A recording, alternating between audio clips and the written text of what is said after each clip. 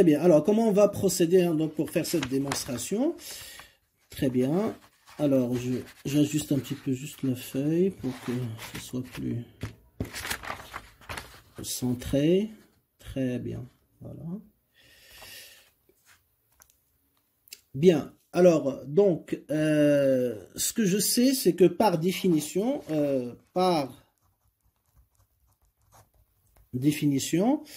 le TMS, d'accord, indique, d'accord, de combien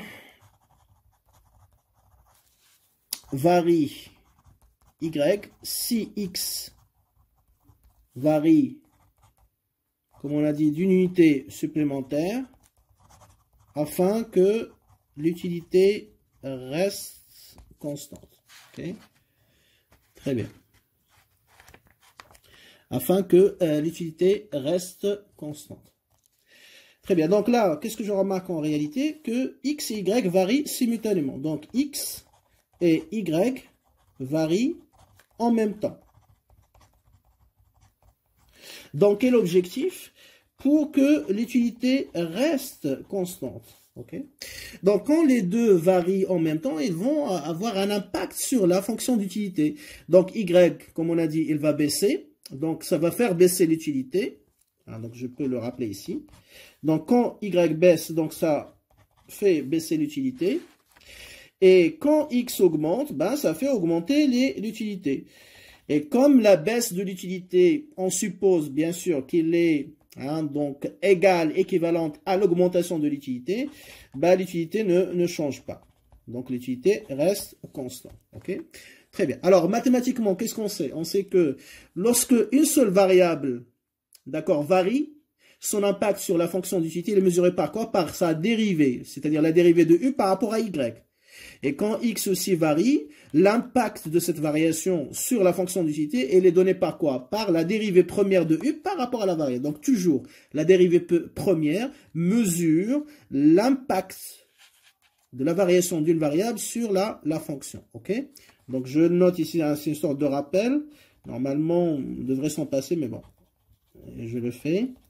Dérivée première, donc ça mesure l'impact d'une variable sur la fonction. Ok? Donc, U' de X.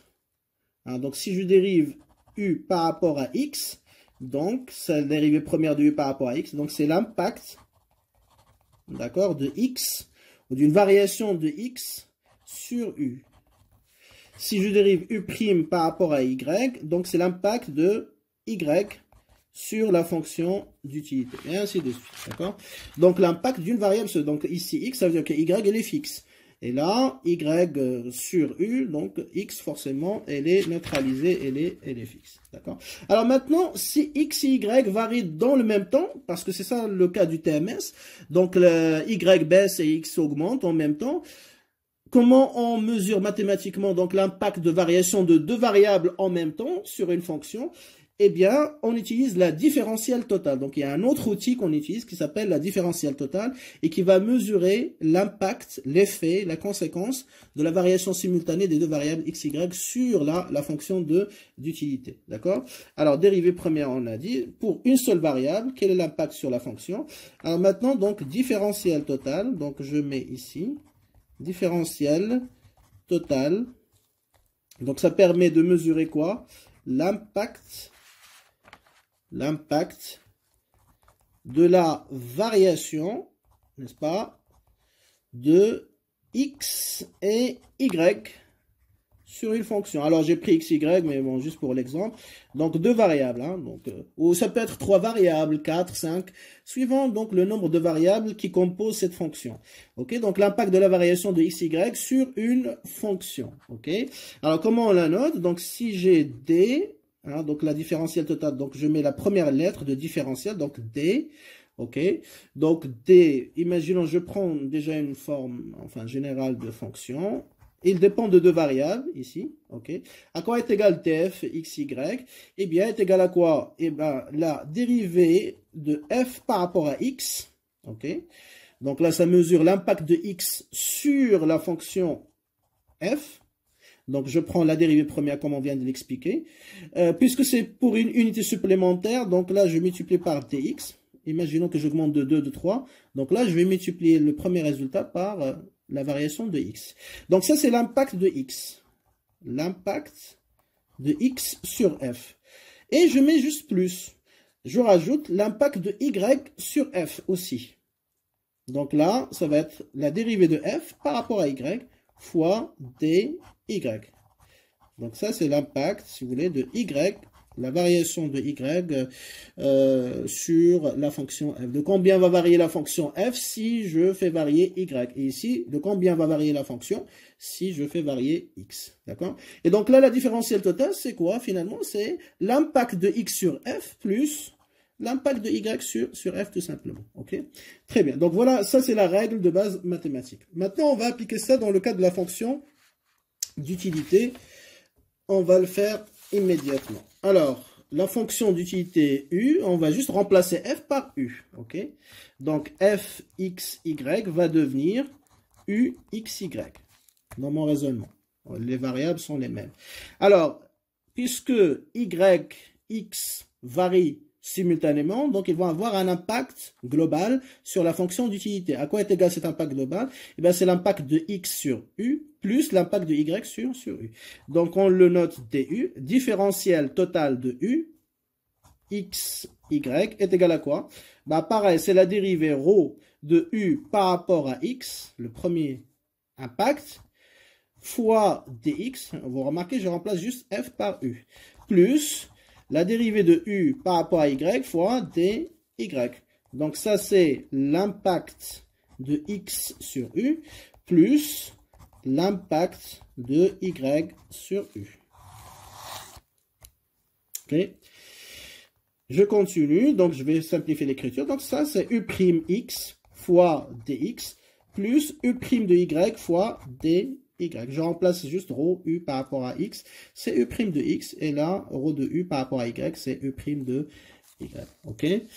Très bien. Donc voilà du. La formule. Différentiel total de u. Et donc là, si par exemple vous avez trois variables, donc z par exemple, donc là vous allez avoir u' de x fois dx, plus u' de y fois dy, plus u' de z fois dz, et vous continuez en fonction du nombre de variables que vous avez. Très bien. Alors, qu'est-ce qu'on a dit? Donc, y baisse et x augmente pour que l'utilité reste fixe. D'accord? Alors, si l'utilité reste fixe, ça veut dire quoi? Ça veut dire sa variation du est égale à 0. Ou sa dérivée est égale à 0. Hein, c'est une constante.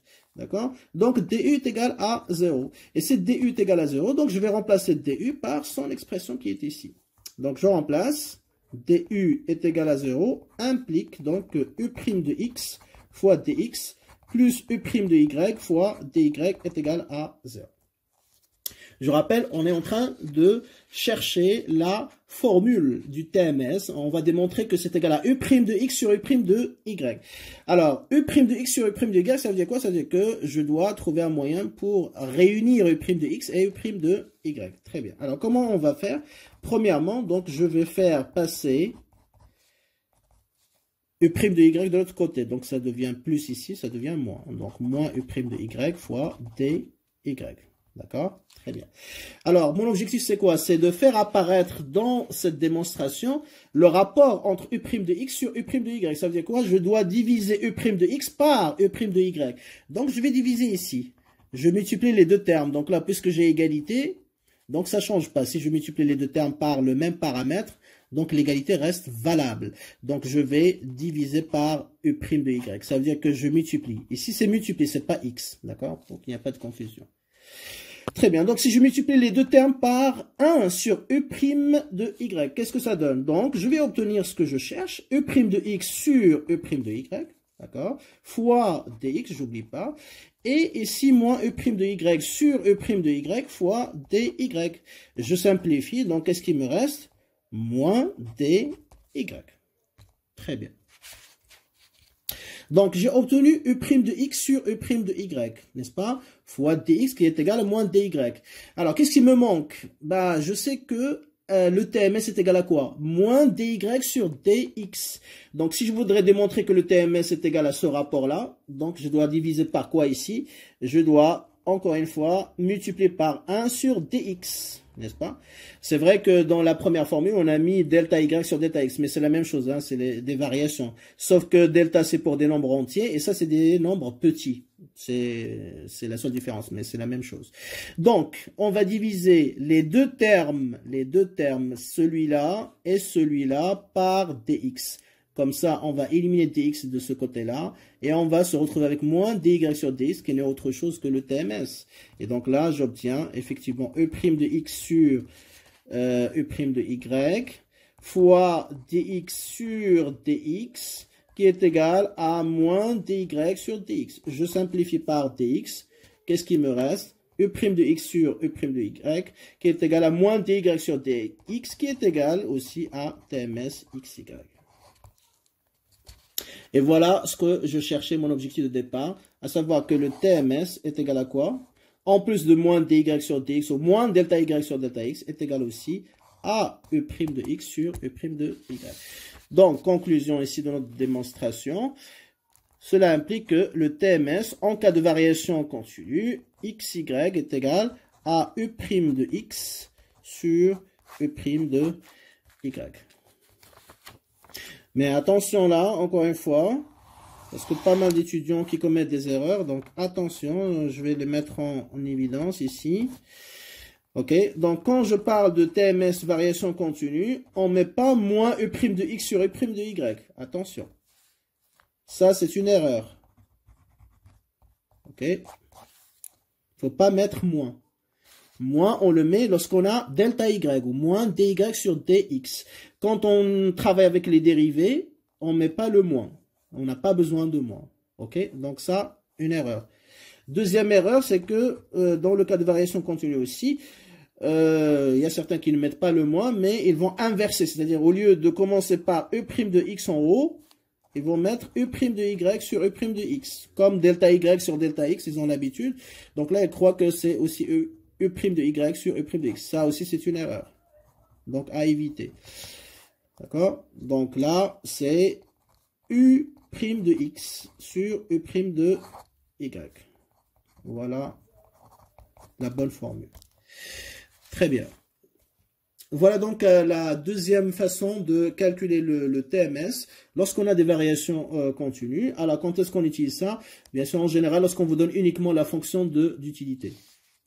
Si vous avez uniquement la fonction d'utilité, on vous demande de calculer le TMS. Donc, c'est un signal, un indice pour vous d'utiliser les dérivés.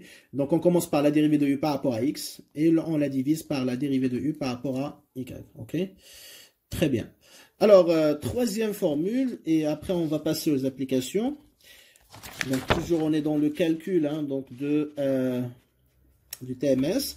Donc, TMS à partir de l'équation. Hein, donc, il y a des questions d'examen qui ont été posées sous cette forme. L'équation de la courbe d'indifférence, CI. Alors, dans ce cas-là, le TMS est égal à quoi? C'est très simple. Donc, toujours signe moins dy sur dx. Pourquoi? Parce que quand j'utilise l'équation de la courbe d'indifférence, ça veut dire j'ai y en fonction de x. Donc, comment voulez-vous que je calcule hein, donc, le TMS? Eh bien, forcément, je dois passer par y. Donc, c'est la dérivée de y par rapport à x. Donc, on est toujours dans la logique de variation de y. De combien va varier y? C'est x varie d'une unité supplémentaire. Et donc là, c'est pas uniquement une unité supplémentaire, mais c'est moins qu'une unité supplémentaire. Et donc là, on fait moins dy sur dx. Ça veut dire quoi concrètement? Ça veut dire que je vais prendre l'expression de y, donc je mets moins, et je vais dériver, parce que d ici, c'est la dérivée. On va dériver y par rapport à x. Si par exemple j'ai, je sais pas, u0 fois x au carré, donc je vais dériver u0 x au carré par rapport à x et j'oublie pas le signe moins, tout simplement. Voilà un petit peu comment on calcule le TMS à partir donc de l'équation de la courbe d'indifférence. Je vais le mettre ici, ça va plus clair. Donc c'est la dérivée de y par rapport à x, moins la dérivée de y par rapport à à x. Sinon, l'interprétation, bien sûr, ne change pas. Et une fois on a obtenu ça, on va trouver que ça dépend de U0. Il faut remplacer U0 par son expression et pour obtenir le TMS final. Donc, on va voir l'application correspondante. Très bien. Donc, voilà 3 formules. Ça dépend des données que vous avez en face. Donc, soit vous avez des combinaisons, des valeurs finales, des valeurs initiales, donc la delta. Soit vous avez uniquement la fonction d'utilité, donc là, c'est U. Les dérivés de U par rapport à X et par rapport à Y. Soit on vous dit clairement, hein, donc en général le troisième cas, on vous dit clairement calculer le TMS à partir de l'équation. Donc si on vous demande pas ça clairement, ne l'utilisez pas. Donc soit les dérivés, soit delta. Mais pour ce troisième cas, on le demande de manière claire dans la question. Calculer à partir de l'équation. Donc là, vous n'avez plus le choix. Vous devez passer par l'équation. Vous devez chercher l'équation, bien sûr. Et après, faire les dérivés nécessaires. OK? Très bien. Allons-y. Donc, on va passer aux applications. Alors, première application. Alors, pareil, donc je vais essayer, pour gagner du temps, vous montrer juste l'énoncé. Après, on va corriger tout ça. Alors, supposons que le consommateur se déplace sur la courbe d'indifférence, j'espère que c'est visible. Voilà, sur la courbe d'indifférence U0 qui est égale à 20. Donc, c'est une courbe d'indifférence qui représente le niveau d'utilité 20. OK. Alors, cette courbe d'indifférence, hein, donc, elle est composée des points suivants. Donc, le panier A, 5,60, B, 7,40, C, 8,35 et D, 9,33. OK. Très bien. Donc, première question, calculer le TMS entre A et B, B et C et D, c'est-à-dire entre ces 4 points. On suppose en fait que le consommateur se déplace du point A au point B, du point B au point C et du point C au point D. Deuxième question, supposons, d'accord, maintenant qu'on a une nouvelle combinaison, on va l'appeler E. Donc E, c'est 10, 35, d'accord, qui procure le niveau de satisfaction U de E qui est égal à 22. D'accord? U de E qui est égal à 22. Attendez. Je vais... voilà, qui procure le niveau de satisfaction U de E qui est égal à 22. Donc, question, donnez la valeur du TMS entre le point D et le point E. Entre le point D et le point E. Voilà un petit peu hein, donc nos questions. Très bien. Alors... on va commencer peut-être par la première question, donc le TMS. Alors, j'ai plusieurs TMS, hein, puisque j'ai plusieurs paniers. Alors ici, première question, premier réflexe que je dois adopter, c'est, voilà, je me pose la question, quelle est la formule que je vais utiliser pour le calcul, d'accord? Alors, je dois déterminer, est-ce que je suis en présence de cas de variation discrète? Je travaille avec delta. Est-ce que j'ai variation continue, je travaille avec la dérivée, ou au contraire, est-ce que j'ai l'équation de la courbe d'indifférence? Donc, l'équation de la courbe d'indifférence est éliminée, d'accord? On ne me dit pas clairement calcul à partir de l'équation. Deuxièmement, donc, j'ai pas de fonction d'utilité. Donc là, les dérivés, c'est éliminé. Donc, le seul cas qui me reste, bien sûr, c'est delta. Donc ici, on a cas de variation discrète. Parce que, effectivement, donc, on doit calculer le TMS entre différents paniers, aux différents points. OK? Donc, ça veut dire quoi? Ça veut dire que je pose ma formule, xy est égal. Alors, je mets xy, hein, juste pour le rappel, mais à partir de maintenant, donc, on va juste marquer TMS. Donc, ça veut dire forcément entre x et y. Alors, TMS est égal à moins delta y sur delta x, c'est-à-dire moins valeur finale moins valeur initiale, bien sûr de y, et x final moins x initial. Voilà la formule avec laquelle je vais travailler. OK? Très bien. On continue. Donc, je prends le premier TMS entre le point A et le point B. Alors, A et B appartiennent à la même courbe d'indifférence, donc je peux calculer le TMS. Donc, ça fait moins. Delta Y, ça veut dire YB moins YA. C'est très important de préciser final et initial, sinon vous allez avoir le résultat inverse, forcément. Donc, vous pourrez marquer A, c'est initial, B, c'est final, si vous avez un doute. Et XB moins XA. Et après, c'est du remplacement tout simplement. Donc, ça fait moins 40 moins 60 sur 7 moins 5. Hein, donc je rappelle, hein, donc si vous voulez, je vous montre là, les paniers A et B. Donc je passe, hein, donc pour Y, hein, donc c'est 60.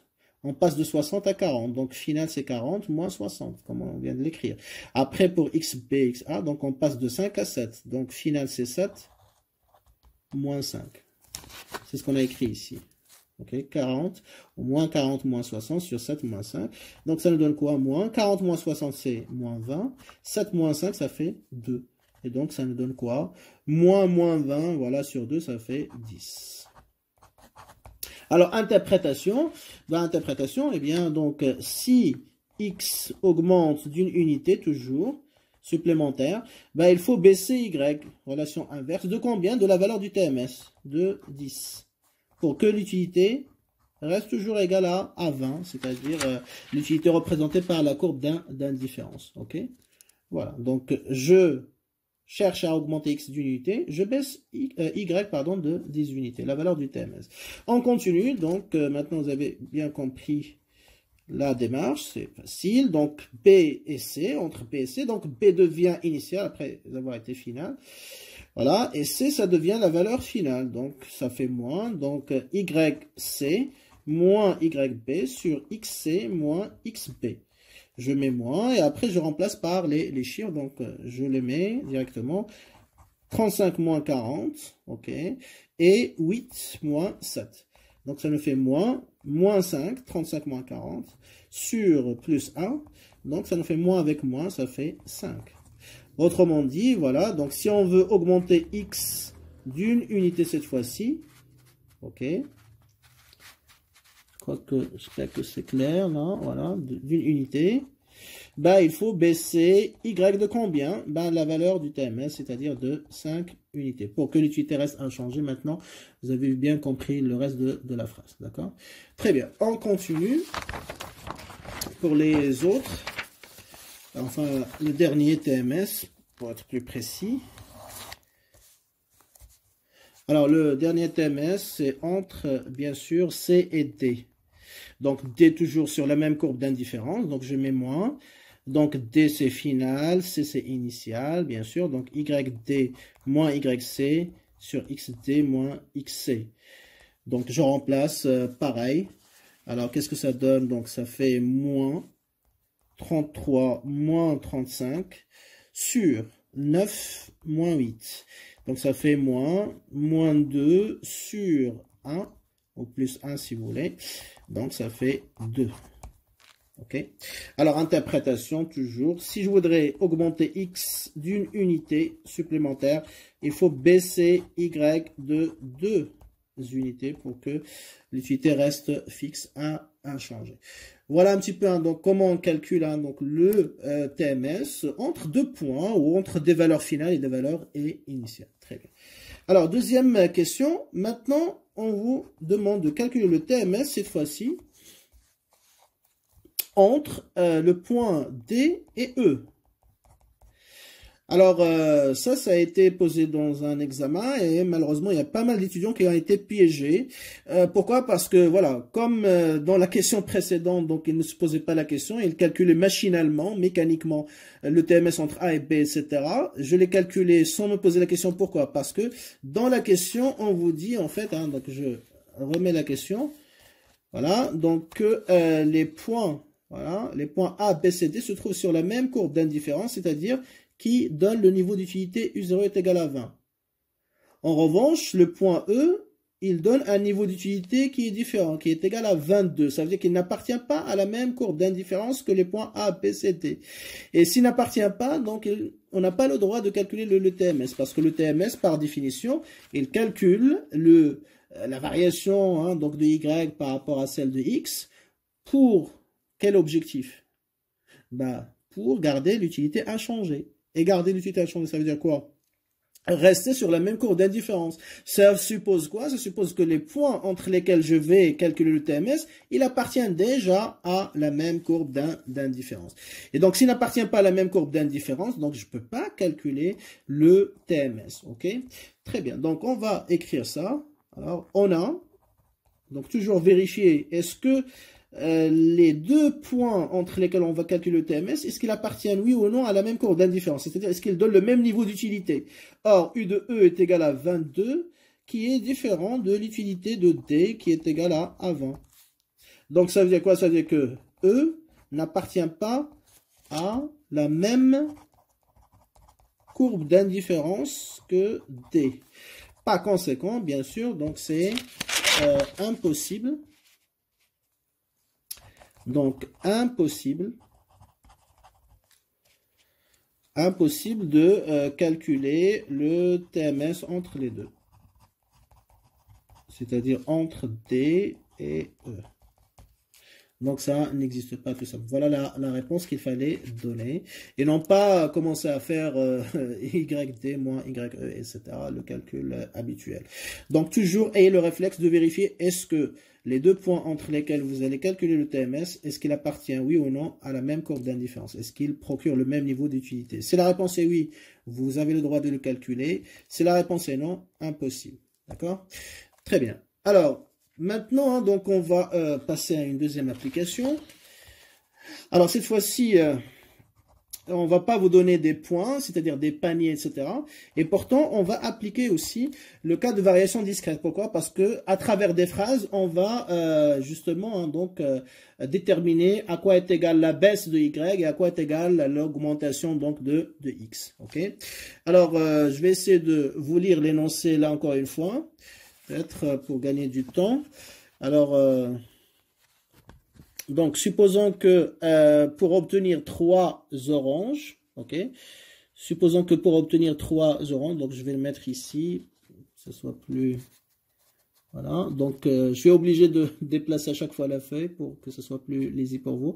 Donc, pour obtenir 3 oranges supplémentaires, ok, donc c'est le bien X, donc les oranges correspondent au bien X, donc le consommateur doit abandonner 12 pommes, donc c'est le bien Y forcément, afin que son utilité reste inchangée. Afin que son utilité reste inchangée. Ça, c'est le point de départ. Très bien. Alors, question ici. Donc, je vais mettre comme ça, plus facile. Alors, calculer le TMS, bien sûr, pour le consommateur. Donc là, il n'y a pas TMS entre A et B, etc. Deuxième question, combien faut-il renoncer de pommes? À combien faut-il renoncer ou combien faut-il abandonner, si vous voulez? À combien faut-il renoncer de pommes pour avoir 5 oranges supplémentaires? Afin que l'utilité reste inchangée, bien sûr. Ok.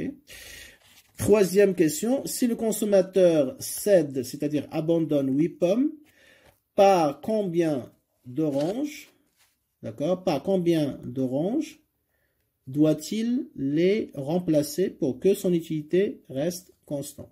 Okay.